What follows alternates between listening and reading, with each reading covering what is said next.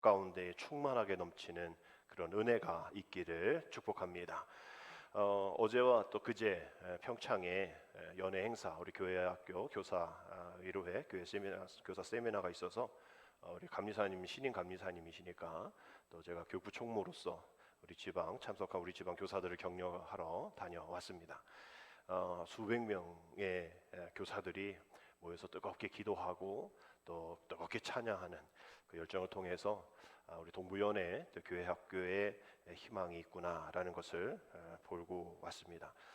마지막 시간에 찬양 집회가 있었어요. 마커스 52호 와서 작년에 이어서 또 찬양을 했는데, 그 심종호 찬양 사역자가 그렇게 얘기하더라고요.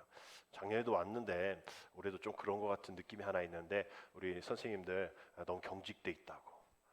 손을 들라고 해서 들고 앉으라면 앉고 일어서면 이런 거 내가 안 할 테니까 자유롭게 찬양하시라고. 너무 안타까운 게 연합 집회 이렇게 가면 교사들이 학생들을 데리고 어린이를 데리고 오니까 정작 그 데리고 온 우리 학생들, 자녀들, 교회 아이들 은혜 받기 위해서 정작 본인은 예배 가운데 잘 못 나간다는 거예요. 찬양을 잘 못한다. 왜냐하면 자기가 은혜 받고 싶지만 은혜 받지 못하는 아이들을 잘 챙겨야 되니까, 또 야 우리 찬양하자, 박수 치자 막 이래야 되니까 정작 본인은 이런 연합 행사 보면 교사 본인은 잘 은혜를 받는 게 좀 힘든 것 같은 느낌이 드는데, 그때는 이제 교사들만 왔으니 딸린 식구 없으니 은혜 받읍시다 막 그랬더니 막 교사들이 그제서야 이제 막 일어나고 찬양하고 막 뛰고 진짜 그렇게 해야지 말이에요. 근데 뭐 그러더라고요. 그러면서 이제 마지막 찬양을 이제 이런 거 불렀어요. 우리가 마지막 파송의 찬양을 불렀던 것처럼 깊어진 삶을 주께라는 찬양이죠. 매일 마주한 슬픔을 견뎌나가며 주 예수의 마음을 닮아 가네. 두려운 걸음마다 주가 동행하니 주 의지하며 오늘을 걷네. 우리 교사들이 막 찬양하면서 눈물을 흘리고, 정말 매일매일 그 교회 학교를 위해서 또 자신의 가족을 위해서 정말 마주한 그 슬픔을 견뎌나가는, 그래서 어떻게든 견뎌나가보자 하고 그 자리에 모여서 1박 2일 동안 기도하고 찬양하며 세미나 듣는 거죠. 왜? 주 예수의 마음을 담기 위해서. 두려운 걸음이죠. 그러나 주님이 동행하시니 염려하지 않는다는 거예요. 주님을 의지하니까 오늘을 걸을 수 있다는 거예요. 그래서 내 마음 가득 다른 것이 채워지는 것이 아니라 주의 신실한 소망이 내 안에 깊이 채워지는, 주 예수의 풍요로움이 채워진다는 그 고백이잖아요. 그러니까 내가 어떻게 살아야 됩니까? 패배자로 그렇게 살아야 되는 거예요? 우울하게 염려 가운데 불평하면서? 아니라는 거예요. 하나님의 자녀로 뭘 지켜나가며? 명예를 지켜나가며, 너는 나의 아들이야, 너는 나의 자랑스러운 딸이야, 너는 내가 세운 교회야. 우리 주님이 우리에게 주시는 그 명예로움을 좀 당당하게 지켜나가자는 거예요. 왜? 주님이 그렇게 원하시고 주님이 우리 안에 계시면 당연히 자연스럽게 그러한 깊은 삶이 주님 앞에 드러나기 때문이라는 거죠.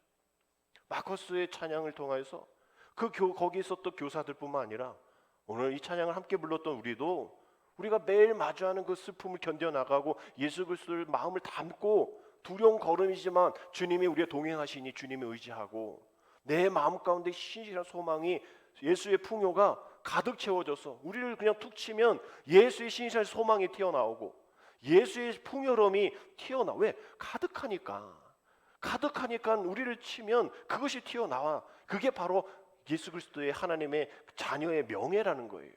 우리를 치면 불평이 나오고 우리를 치면 욕이 나오는 게 아니에요. 세상은 그렇잖아요. 늘 그거에 가득 차워져 있으니까. 그것이 아니라 우리는 예수 그리스도의 신실한 소망, 예수 그리스도의 풍성하신 그 풍요를 늘 채워서 충만하여서 그것이 하나님의 자녀로 명예를 지켜가기를 우리도 오늘 결단하기로 그러한 두려움들, 염려, 우리의 마주한 슬픔도 다 내려놓고 코람데오 주님 앞에, 우리가 누군가를 만났는데, 여러분 그런 사람 좀 그렇잖아요. 만났는데 막 시계를 보고 말이죠. 뭐 딴 생각하고 전화하고 만지고 나를 왜 만나자고 한 거야? 내 얘기 듣는 거야? 우리가 그럴 때는 좀 그 사람 만나기가 싫어요. 우리 주님 만나러 왔으면 주님 앞에 집중해야죠. 어떤 목사님은 왜 한국 교회가 왜 이렇게 강단이 왜 화려해지고 스포트라이트가 왜 목사에게 비춰져 있냐? 왜 우리는 하나님을 그 영광스러운 이 스포트라이트보다 더 위대하고 더 밝으신 하나님을 비춰야 될 텐데 왜 이렇게 집중되어 있냐? 그래서 우쭐되어지고 큰 교회 대형 교회 우쭐되어 있고 왜 개척교회는 움켜들어 있고 그 안에 예수의 풍요가 가득 채워진다면 그 안에 하늘나라잖아요. 스포트라이트가 필요 없고 또 뭐 많은 성도가 필요 없다가 아니라 우리가 비춰줘야 할, 우리가 보아야 할 그것이 집중력이 하나님 앞에 나아가야 한다라는 그런 이야기인 것이죠. 오늘도 이 예배 가운데에 우리가 가지고 온 모든 염려가 있겠죠. 시선들이 있겠죠. 염려들이 있겠죠. 우리 이 시간 주님 앞에 초점을 맞추고 주님 앞에 온전히 예배드릴 수 있기를 주님의 이름으로. 등록된 인원들 중에 그래프를 보면 이 2023년에 보니까 이 어르신들 65세 이상 되신 분이 53%, 53.9니까 거의 54%죠. 이 65세 이상이 142만 5천 명 정도가 된다는 거예요. 결국은 54%면 이 장애인 중에 2명 중에 한 분은 노인이다. 65세 이상이다라고 볼 수가 있는 겁니다. 근데 우리가 이 초고령 사회로 접어들어서 이 어르신들, 노인들이 이 혜택받는 게 좀 많이 줄어들어 있죠. 근데 이분들은 장애까지 있는 거예요. 결국 이 장애와 노화의 이중 부담을 안고 있는 것이 이 장애인들의 반인 65세 이상의 어르신들이라는 거죠. 그래서 이런 일들을 우리가 알고 뭐 다른 건 잘 몰라도 이러한 인구 또 이러한 퍼센트가 65세 어르신들에게 있구나라는 것을 알면서 우리 장애인 선교주의를 맞이할 때에 우리 감리교회에서 올해 주제는 장애인들의 얼굴에 언제나 웃음꽃이 피는 감리교회가 되자라는 주제로 우리 전국의 감리교회는 우리 장애인 선교주의를 드립시다라고 우리 함께 하고 있어요.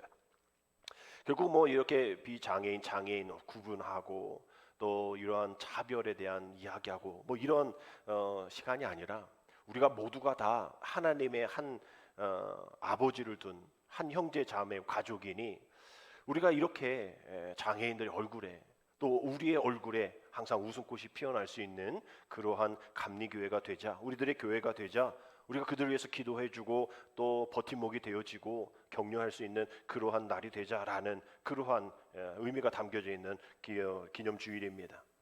결국 우리가 하나님 나라의 백성으로 구분 없이 다 불러주셨잖아요. 예수님이 그러한 삶을 사시면서 또 그런 공생애를 시작하실 때에 나사렛 회당에서 이사야 61장 1절의 말씀을 읽으시면서 공생애를 이제 시작하시는 선언을 하셨죠. 주 여호와의 영이 내게 내리시니 이는 여호와께서 내게 기름을 부으사 가난한 자에게 아름다운 소식을 전하게 하려 하심이라.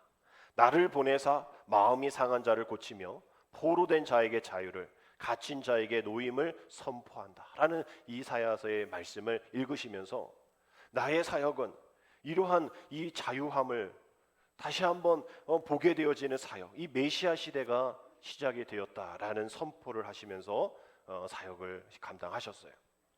결국은 하나님 안에 소망으로 가지고 이루어져야 할 모든 권리들, 이러한 아픔과 현실 가운데에 뭐 전체 인구의 5% 뭐 되지 5.2%밖에 되지 않다 하지만 엄청난 숫자가 장애인들이잖아요. 그 아픔이잖아요. 결국은 이게 태어나서부터 장애로 되어지는 선천적은 한 10%밖에 되지 않고 태어나고 이후에 이러한저런 사고로 인하여서 또 이러한저런 질병으로 인해서 장애가 되시는 분들이 90%입니다. 후천성 중독 장애인인 것이죠. 그 많은 어려운 시간들을 보내는 거예요. 또 뭐 운동선수처럼 경기에 임하기 위해서 애쓰고 애썼다가 교통사고나 질병으로 해서 그 경기에 임하지 못하고 또 공부하고 또 준비하는 모든 것들이 그런 자격이 되지 않아 눈이 나쁘든지 뭐 다리가 뭐 그러면 못 가든지 애써 준비했던 것들이 헤어지지 못하는 또 그것을 다 이루지 못하는 일들로 인해서 마음 상하는 일들 또 그의 가족들 어려운 일들이 많단 말이에요. 그 적지 않은 그런 장애인들이 지금도 재활병원에서 그 재활을 하는 가운데 심력으로 또 금전적으로 많은 어려움 가운데 있단 말이에요. 그런 가운데 지난 해에 한 책이 나왔는데 제목이 조금 이상해서 제가 보게 되었습니다. 한쪽 다리를 장애를 가지고 있는 에이미 캠이라는 기독교인이죠. 그분이 쓴 책인데 제목이 이렇습니다. 나는 내 몸에 대해서는 기도하지 않습니다라는 제목이에요. 뭔가 이게 잘못된 제목 아닌가? 나는 내 몸에 대해서 기도합니다 라고 생각을 하는데, 이 핵심 단어가 몸과 기도이거든요. 결국 이 몸은 당신 자기의 정체성을 드러내는 일이죠. 다른 사람이 나를 볼 때의 정체성입니다. 근데 기도는 역시 우리 그리스도인들의 정체성과 연관이 되어 있죠. 근데 이 두 개의 단어, 몸과 이 기도라는 이 두 가지 정체성에 대해서 분리하겠다라고 얘기를 하는 겁니다. 굳이 그것을 연결하지 않겠다고 선언한 거예요. 우리의 생각과 좀 다릅니다. 왜 굳이 자신의 몸에 대해서 기도하지 않을까? 그 책에서 그렇게 줄곧 언급되어지고 있는 한 무리들 때문입니다. 그녀는 그 무리를 기도하는 가해자들이라고 명해요. 기도하는 가해자들. 내가 너를 위해 기도해 줄게. 여기까지는 괜찮다라는 거예요. 그럼 기도하는데도 너의 장애가 너무 불쌍해. 너의 장애가 내가 볼 때 너무 안타까워. 죄스러운 것 같아. 없애야 할 것 같아. 회복되어야 돼. 이러면서 그 기도하는 내용들이 자기에는 폭력이었다는 거예요. 자기에게는 공포였다는 겁니다. 우리가 기도하는 거 다 하나님이 받으시고 하나님의 은혜 가운데 있는 기도의 제목일 것 같지만 누구에게는 그것이 폭력이고 그것이 공포가 될 수 있다는 거예요. 이 기도하는 가해자들이라는 단어가 여기서부터 시작이 되어졌는데, 세상에는 이 기도하는 가해자들과 같이 장애를 본질적으로 어떤 비정상적이고 없어져야 할 것 대상이라고 여기는 그런 개념이 바로 에이블리즘이라는 단어입니다. 저도 처음 들어본 단어인데 에이블리즘이라는 단어가 많이 나와 있어요. 신체 장애인을 차별하는 그 이야기할 때 에이블리즘이라는 단어를 또 이야기를 합니다. 결국은 믿음의 사람들도 에이블리즘을 가지고 기도한단 말이에요. 가해자가 되고 폭력자가 되어지고 공포를 일으키는 자가 될 수 있다는 거예요. 결국 마치 죄를 없애듯 장애를 자기가 기도해서 없애려고 하는, 아니 하나님 앞에 온전한 존재가 되려면 장애가 있으면 안 돼 라고 이야기하는, 그 심각하게 그들을 위협하는 기도가 에이블리즘 기도가 되어지고 있다는 거죠. 그래서 그 저자는 그렇게 얘기합니다. 내가 지금 살아가면서 힘든 게 왼쪽 다리 불편하다고 했잖아요. 일에서 다리가 불편해서 또 다리에 통증이 있어서가 아니라 나는 사람 때문에 힘들어요 라고 얘기하는 거예요. 통증 때문이 아니라 사람 때문에. 그래서 자기 기도 제목은 통증 없애게 달라가 아니라 그런 에이블리즘 가진 기도하는 가해자들이 내게 좀 오지 않도록, 통증은 내가 참겠다는 거예요. 그러나 그런 에이블리즘 같은 그 마음을 가지고 기도하는 사람들을 안 만나게 해달라는, 몸의 통증이 최악의 요소가 아니라는 거예요. 그래서 이렇게 이야기합니다. 당신이 성취하든 망치든 당신에게서 하나님의 형상을 빼앗아 갈 수 있는 곳은 아무것도 없다. 이를 얻기 위해 애쓰거나 당신이 그럴 만한 가치가 있다고 증명할 필요가 없다. 아니 하나님의 형상이잖아요. 하나님의 형상으로 내 안에 하나님의 형상으로 풍족함으로 가득 채워져 있는데 왜 나의 겉모습으로 이렇게 저렇게 판단하냐는 거예요. 우리 모두가 다 하나님의 형상으로 만들어졌는데, 그래서 그것을 내가 하나님의 형상으로 뭐가 되어야지라고 애쓰지 않아도 된다는 거예요. 그럴 만한 가치가 있기에 그것을 굳이 증명할 필요가 없다라는 거예요. 왜? 내 안에 존재되어 있는 예수 그리스도의 진리가 내 안에 있기 때문이다라는 그런 고백입니다. 우리가 때로는 기도하는 가해자 에이블리즘처럼 마음대로 우리가 해석하고 또 마음대로 기도할 때가 있는 거예요. 섣불리 지나치게 확대 해석하는 경향도 있습니다. 그러나 우리가 성경에서도 이러한 장애에 대한 일들을 얘기 안 하고 생략하지 않았어요. 하나님의 위대하신 일에 사용되어지는 그 최전선에 하나님의 위대한 사명을 감당하는 사람들 중에도 장애와 불편한 그런 신체를 가진 사람이 많았다는 거죠. 야곱도 기도하면서 환도뼈로 쳐서 이스라엘의 힘을 얻었지만 장애를 얻었어요. 그 뒤에 병원 가서 접합 이렇게 해가지고 했을까요? 아니란 말이에요. 계속 저렀을 거란 말이에요. 또 레아와 라헬 얘기했을 때 레아는 시력이 약하고 레아는 이뻤다 이렇게 표현이 되어지는 성경 구절이 있거든요. 시력이 약했다. 굳이 시력 약한 거 저도 시력 약한데 그 얘기 왜 했을까요? 장애가 있는 거예요. 모세는요 제가 말 잘 못해요.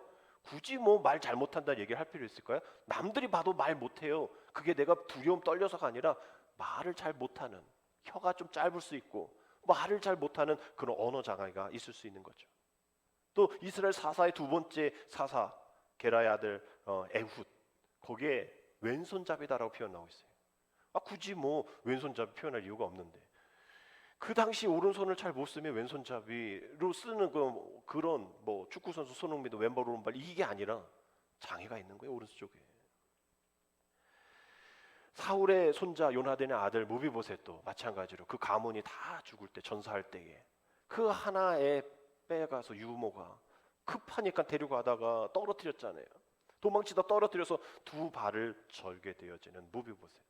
나중에 다윗이 막 쳤다가 다 죽었다는데 그 요나단 절친이잖아요. 요나단의 아들이 아직 살아있고 저기 구석에 장애인으로 있다니까 빨리 데리고 오라고. 사울의 모든 재산을 다 너에게, 너의 아버지 할아버지의 모든 재산 너에게 주기래. 그 안에서도 이 두 발을 절게 되는 무비보셋의 이야기가 나옵니다.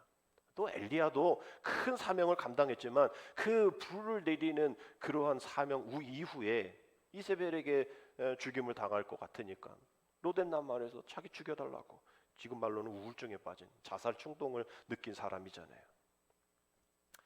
이런 이들이 성경에 많고요. 이런 이들을 그냥 두시지 않겠다라는 말씀이 예레미야 31장 8절 9절에서 나옵니다. 우리 지난 수요일에 읽었던 성경 통독을 읽었던 말씀인데요. 보라, 나는 그들을 북쪽 땅에서 인도하며 땅끝에서부터 모으리라. 그들 중에는 맹인과 다리 저는 사람과 잉태한 여인과 해산하는 여인에 함께 있으며 큰 무리를 이루어 이곳으로 돌아오리라. 그들이 울며 돌아오리니 나의 인도함을 받고 간구할 때에 내가 그들을 넘어지지 아니하고 물 있는 계곡의 곧은 길로 가게 하리라. 나는 이스라엘의 아버지요 에브라임은 나의 장자니라. 그리고 이렇게 장애인을 위한 접근을 대한 이야기, 그 길을 준비해 주시는 하나님, 그런 하나님이시다라고 구약에는 이야기하고 있는 것이죠. 신약에 보면 바울도 역시 자기의 육체에 가시가 있다라고 얘기하고, 다 디모데도 또 자기의 어떤 병이 있다라고 얘기를 했잖아요.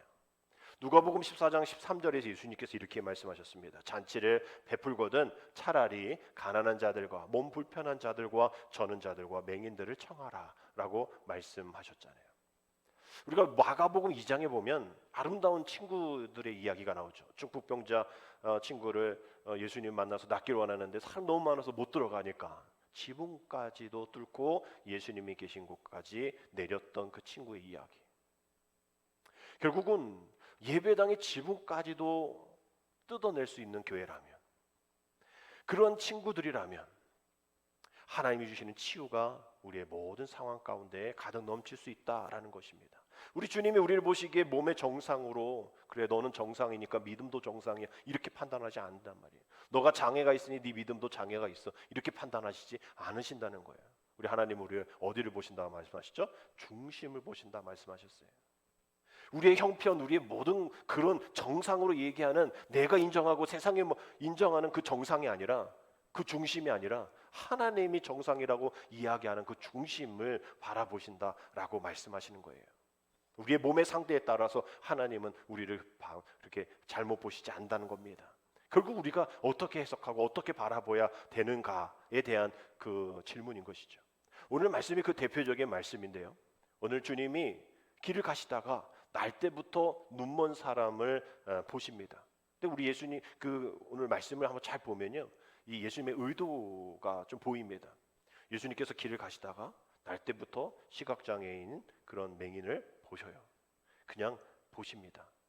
길을 멈추세요. 그렇게 하신 이유가 제자들의 시선을 이 사람에게 두기 위함. 야야야 좀 발 봐봐. 야야 얘 봐봐. 이렇게 하시지 않았어요.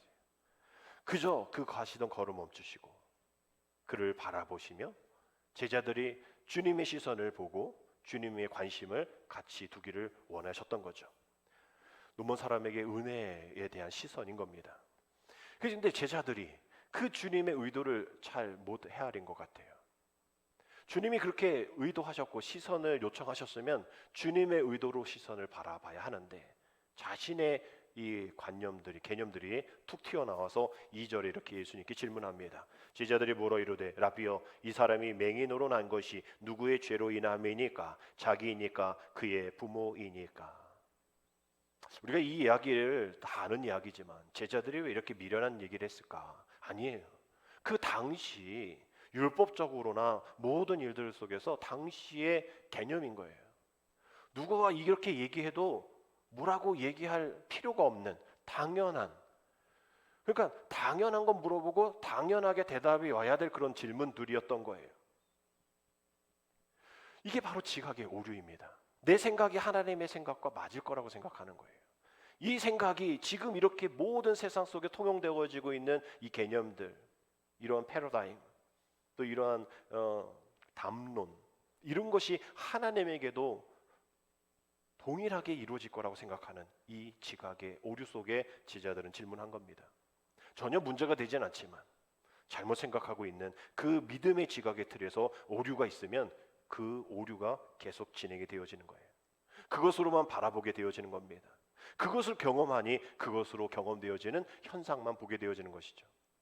동일하게 살고 있는 사람에게 당신은 이 인생이, 또 이 세상이, 이 사람이 아름답고 또 희망이 있으며 행복합니까?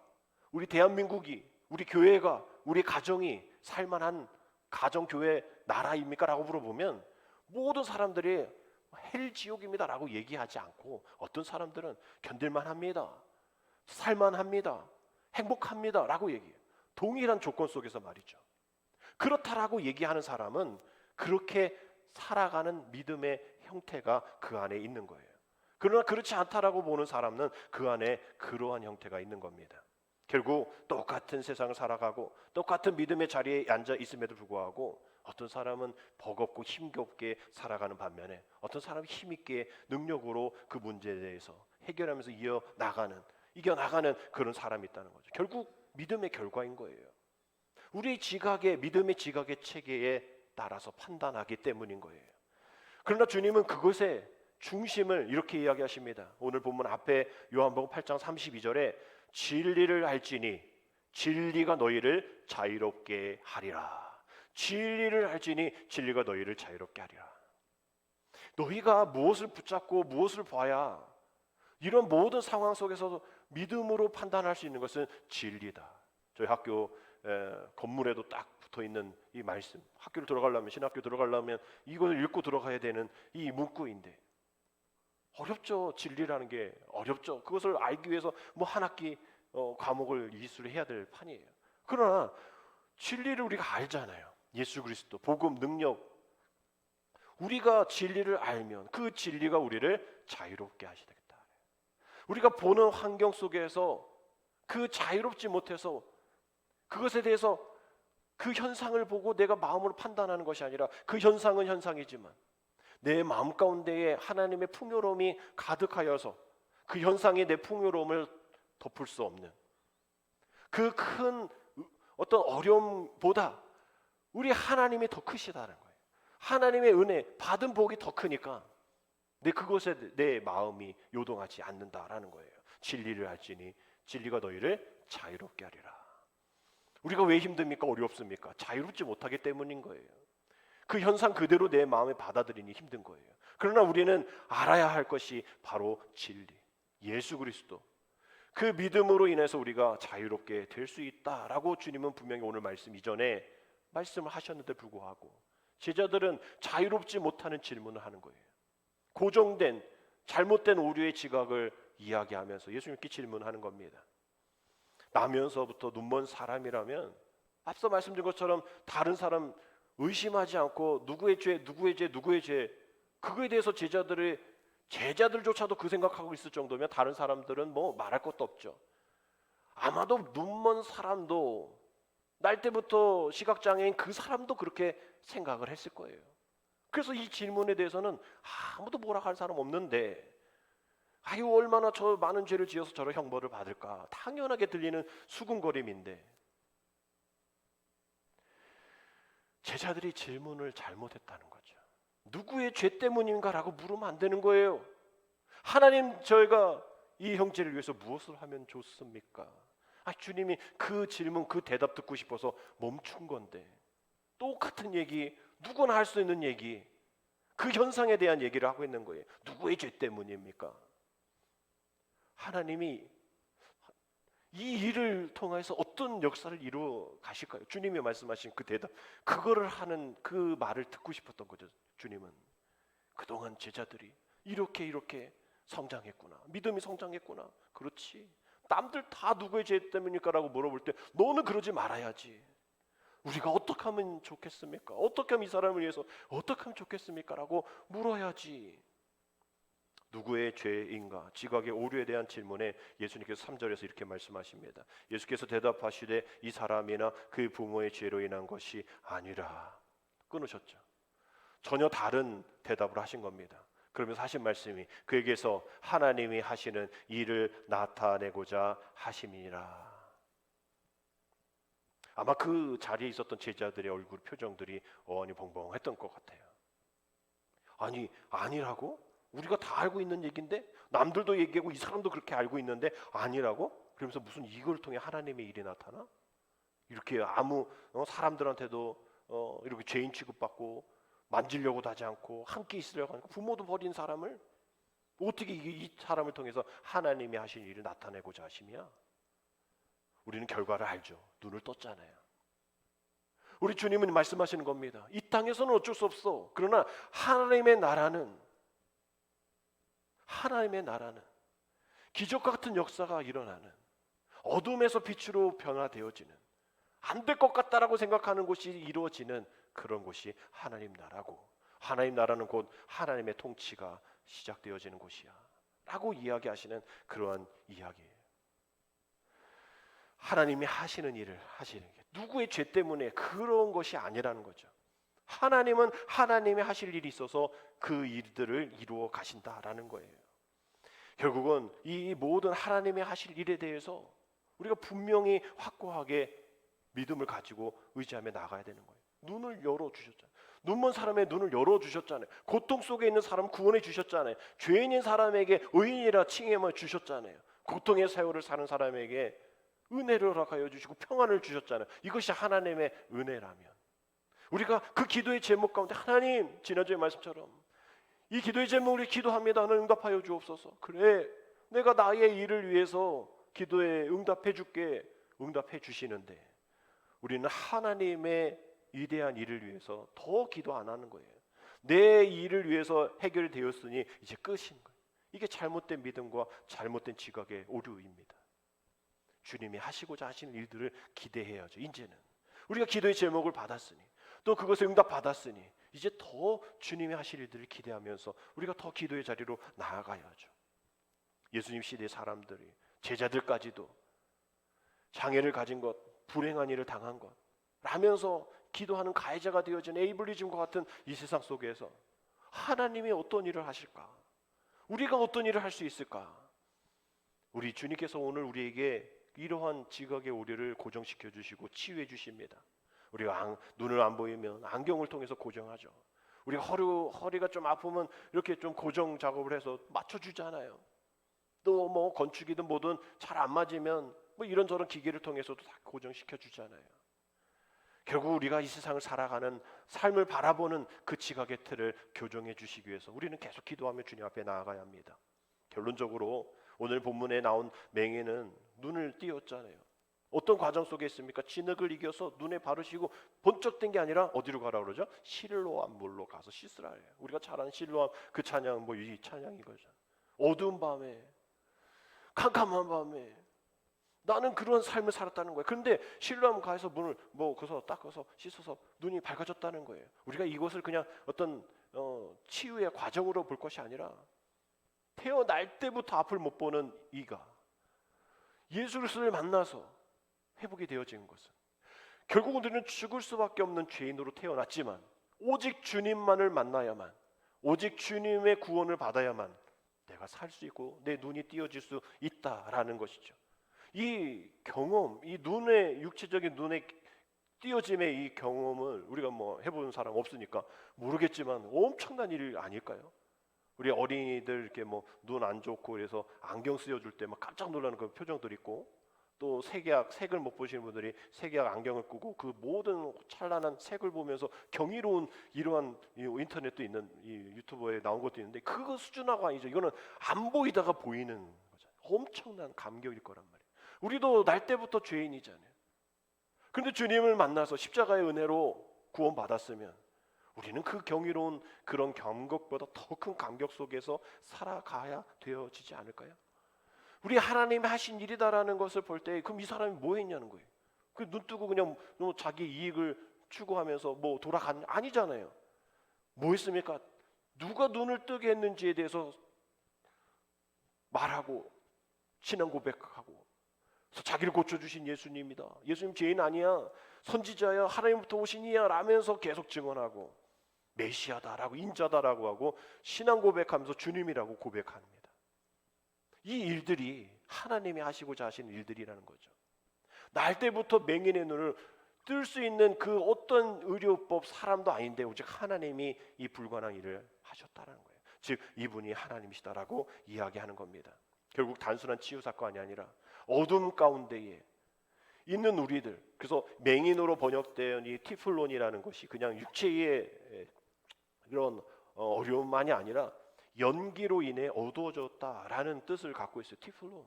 그 성경에 이 티플론이라는 단어가 나올 때는 이 육체적으로의 눈의 문제만이 아니라 영적으로 어두워졌을 때에 이 티플론이라는 단어가 많이 사용되어집니다. 이 빛 대신 예수님과 대비될 때 많이 사용되어집니다. 우리는 어둠 가운데 눈먼 세상을 살아가는 이 티플론의 세상, 우리 삶을 살아간다라는 거예요.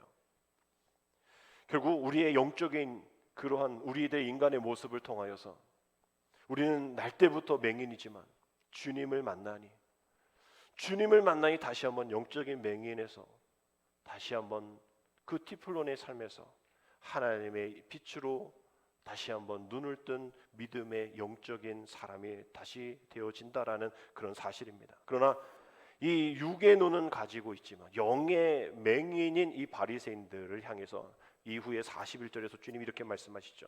예수께서 이르시되 너희가 맹인이 되었더라면 죄가 없으려니와 본다고 하니 너희의 죄가 그대로 있느니라 라고 말씀하시잖아요. 지금 누가 누구를 얘기할 필요 없다는 거예요.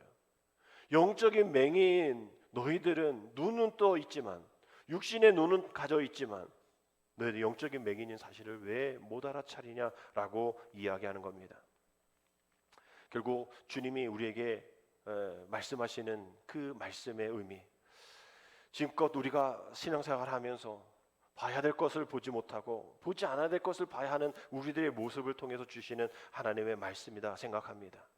결국은 우리가 이러한 영적인 눈을 뜨서 놀라운 기적 가운데 있을 때에 그 영적인 무지가 드러나지 아니하도록 그렇게 살아가지 아니하도록 오늘도 우리에게 간절히 고치시며 또 우리를 교정해 주시며 또 우리에게 말씀하여 주시는 하나님의 은혜를 발견해야 되는데 우리가 그 영적인 무지함 가운데 이게 계속 그러한 에이블리즘과 같은 시각과 이 티플론과 같은 시각으로 바라보니 계속 그 다음에 이어지는 우리의 질문과 우리의 태도가 계속 잘못되고 있는 거예요.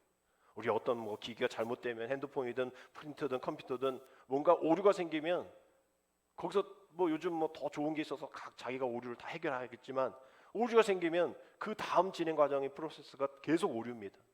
프린터도 한번 잘못 나오면요 뒷장, 세 장, 네 장 계속 그렇게 나와요. 빨리 꺼야 돼요.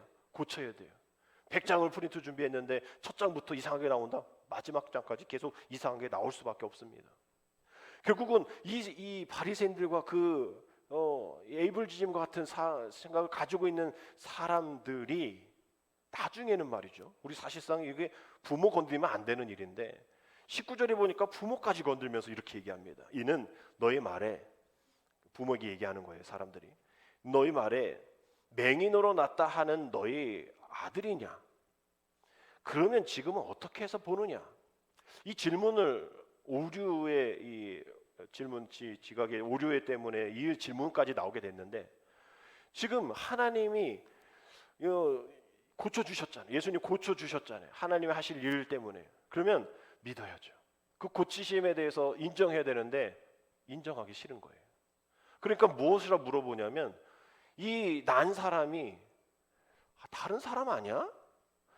이렇게 묻는 거예요. 지금 하나님이 하신 기적의 주인공이 바로 앞에 있음에도 불구하고 인정하기 싫으니까, 하나님이 하신 일들에 대해서 나타내심을 인정하기 싫으니까 얘 맹인 아니지, 걔 아니지 않아 라면서 부모에게까지도 두 가지의 답을 듣고 싶은 거예요. 원래 네 아들 아니지, 뭐 이런 거예요. 그리고 원래 맹인 아니지, 뭐 다른 의사가 고쳐준 거지. 이 얘기는 뭡니까? 하나님이 하신 일 아니지 라고 묻고 싶은 거예요, 부모에게. 잘못된 이 오류의 지각의 오류는 끝까지 누구의 죄입니까? 라면서 하나님이 하신 일을 봤음에도 불구하고 하나님이 하시지 않지 않았어? 라면서 질문하는 그 오류의 질문까지도 가게 되어지는 거예요. 아니, 우리가 세상 속에서도 이런 일들이 벌어진다니까요. 그러니까 세상에서도 오히려 야, 교회 다니는 사람은 왜 저런 질문을 해? 왜 저렇게 행동해? 라면서 이 부모가 한 대답이 세상이 하는 대답입니다. 오히려 세상이 더 현명한 것 같아요. 뭐라 얘기하냐면, 아니 내 아들 맞아, 원래 맹인 맞아, 누가 좀 고쳐줬는데, 난 모르지, 내가 그 자리에 없었으니까 난 모르지. 근데 쟤 성인이잖아, 쟤한테 물어봐. 성경 그렇게 되어 있어요. 쟤 성인인데 쟤한테 물어봐. 근데 얘기했대는데 자기를 고쳐주신 분이 예수님이라고, 메시아라고, 인자라고. 근데 왜 너는 못 믿어? 난 믿어. 우리 아들이 이렇게 해주신 분이 예수님 걸 믿어. 근데 믿어야 될 사람은 믿지 않고 그 믿음을 아니라고 이야기하기를 원하는 그런 잘못된 오류로 인한 계속 진행되어짐이 이어진다라는 거예요. 여러분, 우리에게 하나님 원하시는 무엇일까? 제대로 된 질문하자라는 거예요. 이 고난의 시련이 누구 때문입니까? 너 때문입니까? 나 때문입니까? 우리 때문입니까? 고백하고 원망하고 탓하고 돌리지 말고, 하나님이 이 일들을 어떻게 하실까 기대하고, 하나님 하셨습니다라고 이 아멘으로 응답하며 내가 어떻게 할까요? 라고 고백하는 믿음의 올바른 태도, 그 태도를 원하시는 것이죠. 이 세상에 태어난 모든 사람들이 다 하나님의 형상대로 지음 받았는데, 우린 장애인을 보면 불쌍하다부터 시작해서 저 사람은 뭐 업보가 어쩌고 저쩌고 이런 그 마음을 가진 것처럼, 우리가 잘못된 하나님이 하시고자 일에 대한 사명에 대한 잘못된 편견이 우리 안에 가득 차 있다라는 거예요. 하나님은 어떤 사람을 통해서, 어떤 교회를 통해서, 어떤 민족을 통해서 분명히 하나님이 하시고자 하시는 일을 나타내시기 위해서 목적 있고 계획하심이 있는 거예요. 근데 우리는 그 과정을 모릅니다. 우리가 이렇게 해야 된다고 하나님이 그렇게 하셔야 될 그런 이유가 없으신 분이죠. 우리의 생각과 하나님의 생각 다르기 때문에. 오랜만에 좋은 소식이 하나 있었죠. 5월 1일부터 질병관리청에서 이 코로나를 완전하게, 이제 뭐 어떤 단계, 뭐 어떤 뭐 방역 이런 거 없이 완전히, 우리가 그냥 생각은 하고 있었는데 선언이 없었잖아요. 코로나 엔더믹을 선언을 한다 합니다. 5월 1일부터. 5월 1일부터 이제는 뭐 코로나 얘기할 필요가 없어. 코로나 때문에 어쨌든 얘기할 필요도 없는 거예요. 4년 3개월 동안 그 어려움을 이제 종식시키는 거예요. 이제 어떤 것도 핑계대지 못하는 거예요. 뭐 우리나라 67%가 다 감염되고, 또 3만 몇십 명, 5천 명이 또 이런 일로 인해서 돌아가시기도 하고, 우리가 알잖아요. 장례식도 못 가고, 화장도 제대로 가족이 못 돌아가고, 뭐 그런 어려움 가운데 3만 5천 명이 사망하는 그런 67%의, 또 전 세계적으로 얼마나 많은 사람이 또 희생당했을까요? 또 돌아가셨을까요? 또 우리 교회도 마찬가지죠. 사회적 거리도 어쩌다 뭐 교회에서부터 코로나 시작됐다 이러면서 교회를 아주 막 전염병의 진원지로 여겼던 그 교회, 4년 3개월 동안 얼마나 많은 힘든 가운데 있었습니까? 데이터 연구소의 발표를 보니까 이 코로나19 초기 2020년 초기에 이 예배가 한 17%, 그때는 뭐 이거 하지 마라 막 이랬으니까 이 현장 예배가 한 17% 됐는데, 이후에 이제 작년 말에 결과를 보니까 그래도 한 뭐 72%까지 현장 예배가 이제 회복되었다라고 얘기를 해요.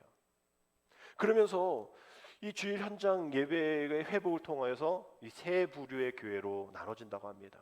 아직도 회복되지 못한 교회, 그저 옛날 2019년 그때의 그 수준, 또 그 이전보다 더 부흥한 그러한 교회, 이거 퍼센트를 내봤더니 아직 회복하지 못한 교회가 54%, 이전에 그런 회복으로 평균적으로 되어진 교회가 31%, 그리고 이전보다 더 부흥했다라는 교회가 15%, 주 6개 교회 중에 1개 교회만 이전보다 성장했다. 날마다 성장해야 될 교회이지만 한국 교회의 성장은 코로나 이전과 같이 이전보다 더 성장한 교회가 15%다라고 얘기해요. 근데 20%를 잘 보니까 대부분 다 대형 교회입니다. 소그룹을 운영할 수 있는 그런 리더자들, 사역자들이 있는 교회, 재정적으로 풍족한 교회. 뭐 핑계 대는 게 아니라 그렇게 퍼센티지가 나오는 거예요. 결국은 회복하지 못한 교회, 또 그저 옛날과 같은 교회가 합치면 85%가 여전히 부흥하지 못하는 교회라는 거죠. 결국은 이러한 모든 모습 속에서 이제 이 85% 교회가 코로나에 대한 핑계를 할 수가 없는 거예요. 뭐 이것 때문에 못해요, 저것 때문에 못해요. 얼마나 많은 핑계와 많은 그러한 우리의 이야기거리가 많았습니까? 하나님 앞에 예배하지 못할 많은 이유가 있었지만 이제 그 이유가 5월 1일부터는 우리가 할 수가 없는 거예요. 그러니 우리가 광고 말씀드린 대로 이제 4월 마지막 주 다음 주에 우리가 다시 한번 5월부터 새롭게 되어지는 일들을 위해서 이제 변명하지 않기 위해서 우리는 세미나를 통해서 다시 한번 결단하고 이제 그 어떤 누구도 방해할 수 없는 하나님의 회복이 시작되었다 우리가 선언하고 이제 85%가 이 15%의 어떤 이 재력과 또 규모와 이런 건 없다 할지라도 그 중심을 보시는 하나님이 그래도 끝까지 예배를 지키고 그래도 끝까지 믿음 생활하기를 원하는, 그래서 많은 교회들이 폐쇄가 되어지기도 하고 많은 개척교회 목사님들이 힘들어지고 생활도 못 받고 그 교회 사람들을 가지도 않고 이러한 모습 속에서 이제 다시 5월부터 5월 1일 엔도맥의 종식 엔도맥 현장에서 이제 다시 한번 우리 교회들이 5월부터 다시 시작되어서 하나님의 은혜를 경험하고 기대해보고 다른 질문을 하지 말고 하나님이 하실 일들에 대한 응답으로 하나님이 하실 일들이 이 어떤 일입니까? 내가 어떻게 하면 되겠습니까? 라고 올바른 질문을 할 수 있는 우리가 되어지기를 간절히 원합니다.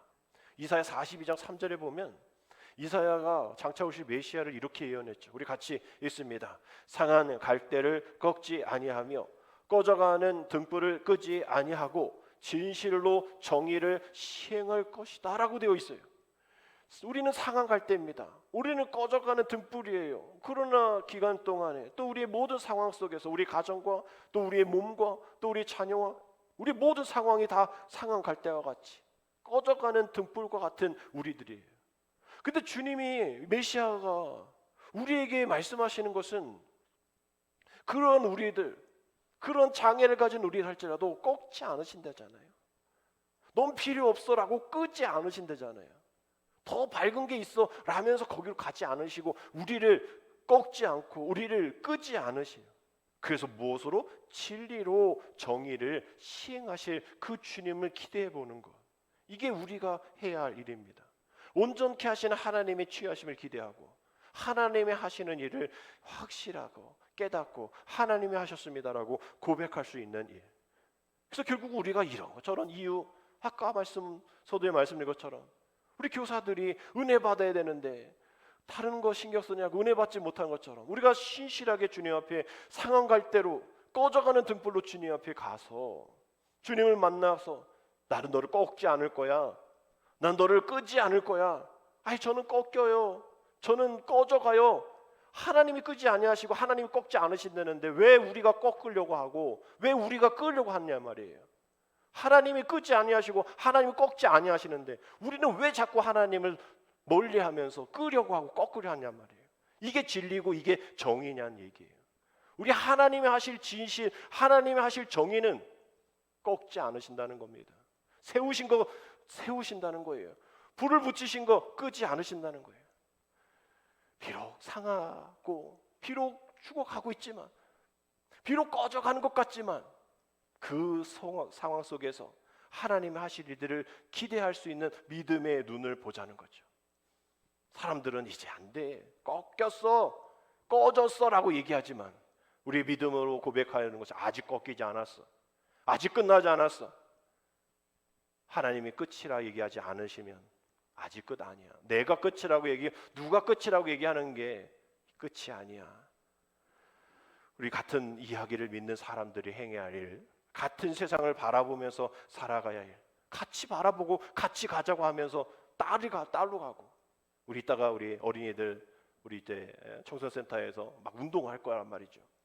아이들이 맨날 핸드폰만 하고 그러니까 막 이걸 한번 좀 이렇게 해서 부흥을 해보자 해가지고 우리 전에 권사님이 후원하신 그 금액을 가지고 이제 막 투자를 할 거란 말이에요. 애들이 막 이렇게 막 뛰어놀 때 마지막에 이제 이 달리기가 이겨 달리기가 있어요. 아이들 참 어떻게 할지는 잘 모르겠네요. 왕장할 텐데 하여튼 잘 가르쳐야겠죠. 야, 니네 팀 3명이 얘네하고 이렇게 경주할 때 이 바통을 들고 다음 사람한테 잘 넘겨줘야 돼. 이건 해야 되는데 애들이 잘 못 알아들고, 요즘 안 하는 애들은 모르겠지만 하여튼 그렇게 해야 될 텐데 아이가 막 뛰다가 바통을 뭐 다른 애한테 주기도 하고 뛰어야 될 타이밍에 내가 뛸 때인가? 뭐 이렇게 하고 뭐 이렇게 우왕좌왕할 수가 있단 말이에요. 우리 믿음의 경주도 마찬가지입니다. 같은 마음, 같은 이야기, 같은 마음을 품고 세상을 향해 경주하며 나아갈 때, 복음을 두고 나아갈 때는 우리가 가지고 있는 바통, 우리 다음 주에 우리가 가지고 있는 것이 무엇인가에 대한 설교를 들을 텐데, 우리가 가지고 있는 것이 무엇인지 제대로 전달을 해야죠. 다른 세상에 전달하고 엎어뜨리고 떨어뜨리고 내가 그것을 전달해야 될 사람인지를 모르고 있으면 이게 이길 수가 없어요. 그 경기에 이길 수가 없어요. 그 각각 사람 누군가는 잘 못 뛰었겠죠. 그러나 그걸 보고 너는 왜 못 뛰어가 아니라 이제 내가 못 뛴 것까지 내가 뛰어줄게. 우리 뭐 쇼트트랙 한번 보십시오. 뭐 부딪혀가지고 꼴찌하다가도 막 이기고 막 그렇잖아요. 뭐 실력 때문에 그럴까요? 아니에요. 그래도 내가 너의 부족함을 내가 채워줄게. 이러면서 해야 뭔가 이루어지죠. 그 바통을 들고 있는 것을 제대로 전달을 해야죠. 같은 이야기, 같은 믿음, 같은 세상을 바라본다면 같은 목적을 향해 나아가야죠. 갑시다 이랬는데 뒤로 돌아서고 이거 합시다 하는데 저거 하고 안 되는 거예요. 말과 이야기는 그것을 받아들이는 사람에게 정말 특정한 그 세계를 제공하고 그 안에 묶여서 연대의 힘이 일어나는 겁니다. 그 세상에 막 되어지는 공동체들 바라보십시오. 뭔가 이렇게 막 뭉쳐 있잖아요. 신앙은 지각의 오류가 될 수 있는 그런 혼자의 골방 가운데 있지 않고 함께 연대하면서 내가 잘못했구나, 내가 오류였구나 기도하면서 그것을 치유하면서 다시 한번 교정하면서 나가는 것이 우리 연합의 광장에서 드러나야 될 일들입니다. 그것이 예배고 그것이 기도고 그게 함께함인 것이죠. 이제 우리는 세속적인 어떤 부와 권력, 명예 이런 욕망으로 가득 채우기를 멈추고 이제 그리스도의 풍성함이 내 안에 가득 차서 이제 주님이 하시는 말씀이 옳습니다. 주님의 말씀에 내가 따르겠습니다. 내가 비록 부당하게 손해를 입고 억울함을 당한다 할지라도 이 핍박과 고통에 시달린다 할지라도 나의 삶을 우리 교회를 하나님이 꺾지 않고 끄지 않으신다니 다시 한번 그 믿음에 더 아름답고 가치 있는 일을 위해서 내가 절대 포기하지 않겠습니다. 이것이 주님이 원하시는 일입니다. 이것이 영적인 맹인이 아닌 영적인 눈을 뜬 사람의 삶의 믿음의 태도입니다 라고 고백하면서 내가 아직 깨닫지 못하는 영적 어둠의 영적 맹인으로 살아가고 있다면, 지각의 오류 속에 있다면 다시 한번 그것을 깨우치고 다시 한번 하나님의 은혜 가운데 감사하며 찬양하며 나아가야 됩니다. 오늘 태진 형제 오진 않았는데 우리 늘 오늘 장애인 선교주의를 통해서 태진 형제 우리 함께 예배하는데 사실상 우리는 약간 불편한 게 있죠. 찬양도 혼자 막 이상하게 막 튀어나오고 아멘도 엄청 크게 하고, 그러나 그 가운데서 우리는 뭘 하지 않지만 때로는 오시는 분들이 저 뭐야 이렇게 신경을 쓸 수가 있어요. 제가 그래서 새로운 분들 뭐 오시는 분들 있으면 태진이도 좀 조용히 해줘, 반만 해줘라고 요청을 하는데 그게 되나요? 너무나 기쁜데 찬양도 하고 싶은데 제대로 안 되지만, 아멘 하고 싶은데 안 되지만 아멘도 하고, 가장 밝은 얼굴로 예배를 드립니다.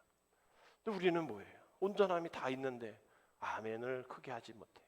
찬양을 기쁨으로 하지 못해요. 감사함으로 함께 나누지 못합니다. 우리 함께 교제합시다 라면 우리는 없는 거 바라보고 부족한 거 바라보고 저 사람 왜 안 왔을까? 뭐 여러분들 다 얘기해야 돼요. 오늘 어디 누구 제주도 가셨고 누구는 뭐 때문에 못 오셨고 제가 다 얘기해 드려야 돼요. 우리 하나님 앞에만 집중하자고. 남들이 못 온 걸 뭘 어떡하라고. 여러분들도 못 올 때 많잖아요.